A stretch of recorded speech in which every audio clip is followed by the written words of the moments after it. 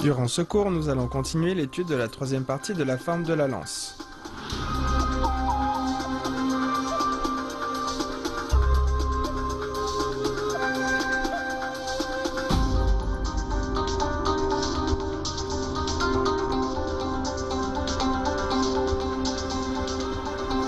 La main doit tenir la lance au plus près de la pointe et on pique vers l'avant. La pointe de la lance doit passer devant la gorge jusqu'au côté droit devant.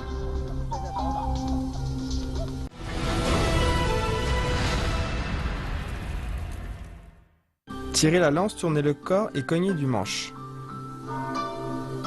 On tire la lance vers soi, puis on inverse la prise de la main droite sur le manche, on met le poids du corps sur la jambe droite et on fait rapidement traverser la lance devant. Ensuite on avance, puis la main gauche saisit la lance.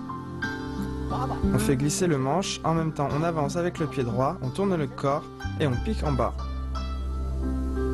Bien, je le refais une fois.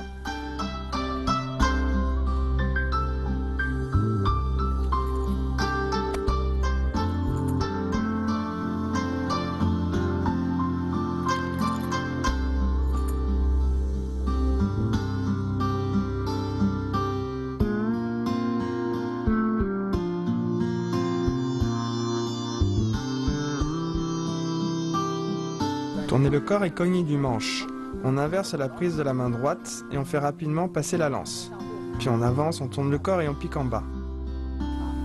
Attention, la main doit tenir la lance au plus près de la pointe. Et on pique vers l'avant. Bien. Attention lors de l'exécution. Lorsqu'on inverse la main droite, on inverse la prise du manche. Main vers le haut et on passe rapidement la lance vers l'avant.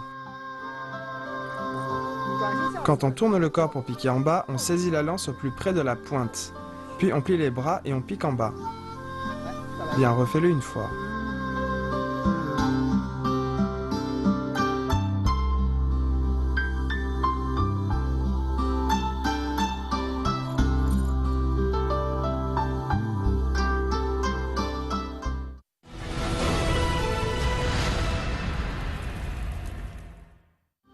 Passez devant la gorge avec la lance.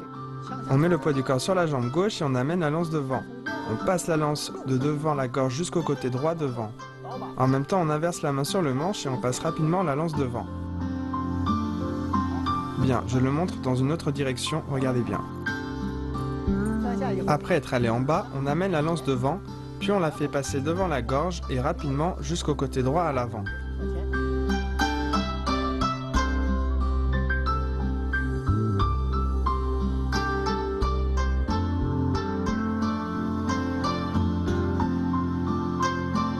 Passer devant la gorge avec la lance.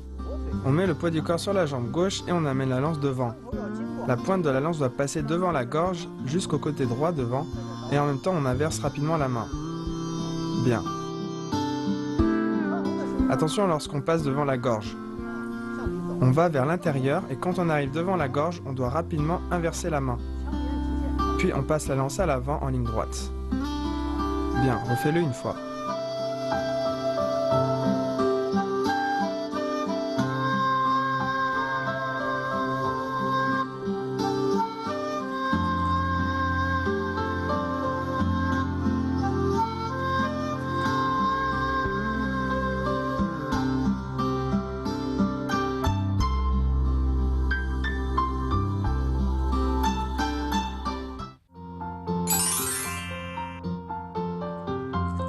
Tirez la lance, tournez le corps et cognez du manche. Attention lors de l'exécution, lorsque la main droite inverse la prise de main sur le manche, elle est orientée vers le ciel et on passe rapidement la lance devant.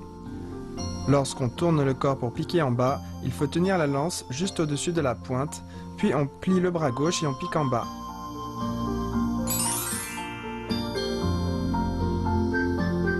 Passez devant la gorge avec la lance. Durant ce mouvement, la lance reste pratiquement toujours à l'horizontale. Il faut veiller à bien passer la lance d'un côté à l'autre par le transfert du poids du corps. Enfin, il faut avoir une tenue souple mais attentive de la lance pour la faire glisser rapidement sans la perdre.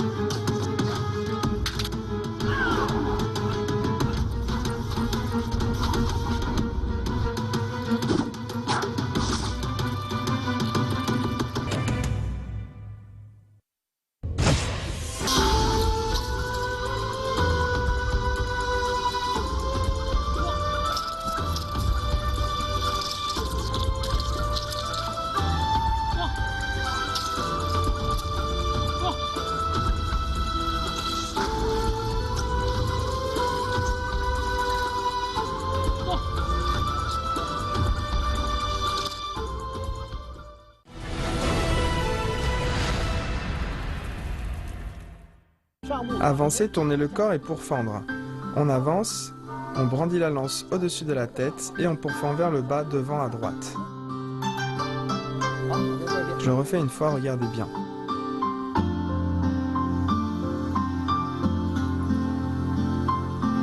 Avancer, tourner le corps et pourfendre.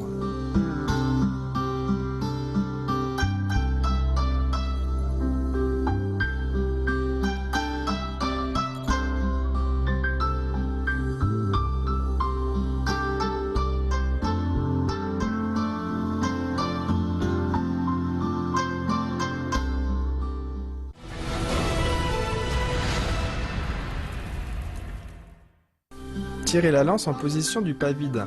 On tourne le corps à gauche, on fait tournoyer la lance un tour vers la gauche au-dessus de la tête, puis on avance le pied droit, on ramène le pied gauche en pas pointé et on tire la lance en position du pas vide.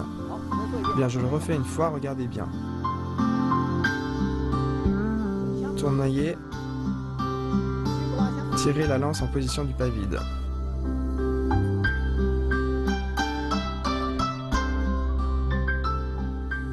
Tirer la lance en position du pas vide.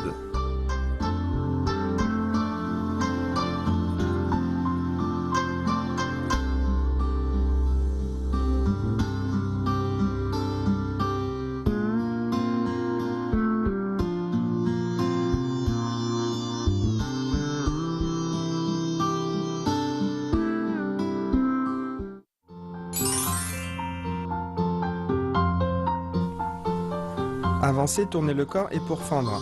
On utilise la force engendrée par le déplacement et la rotation du corps qu'on emmène jusqu'à la lance en pourfendre. Le centre de gravité du corps s'enfonce et descend quand on pourfend.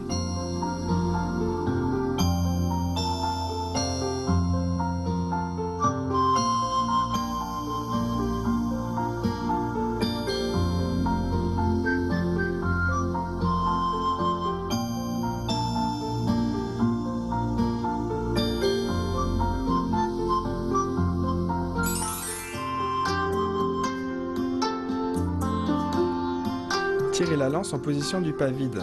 La rotation du corps entraîne celle de la lance. Il faut s'entraîner lentement en veillant bien au déplacement et à la trajectoire de la lance, puis on peut accélérer au moment opportun.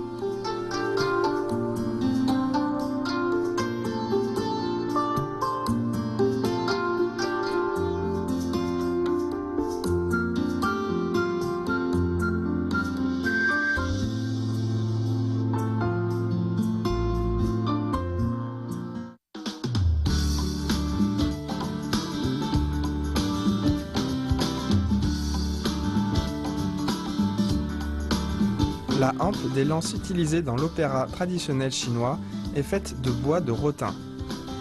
Ces lances sont généralement embellies pour la scène. On peut également les entourer d'une bande de tissu. Ainsi, elles ne glissent pas lors de leur maniement. La couleur dorée du bâton permet de faire ressortir la distinction sociale de la personne qui manie la lance.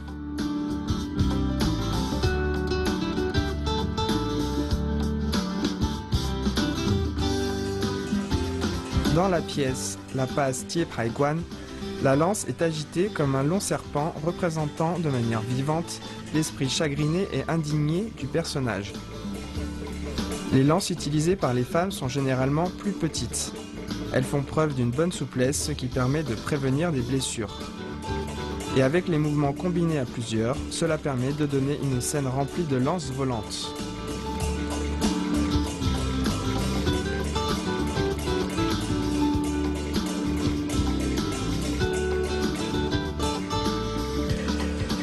Bref, la lance est une arme très importante sur la scène de l'opéra traditionnel chinois. Le maniement de la lance est une habileté de base à étudier obligatoirement pour les acteurs jouant des rôles de combattants dans le théâtre traditionnel chinois.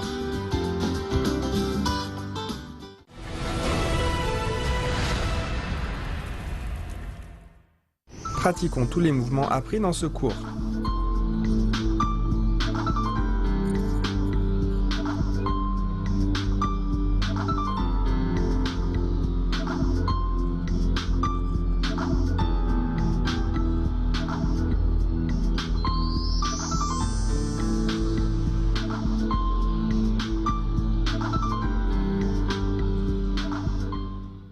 Voici l'ensemble des mouvements des 4 parties de la forme. Au prochain cours, on révisera ensemble les mouvements de la 3e partie. Au revoir.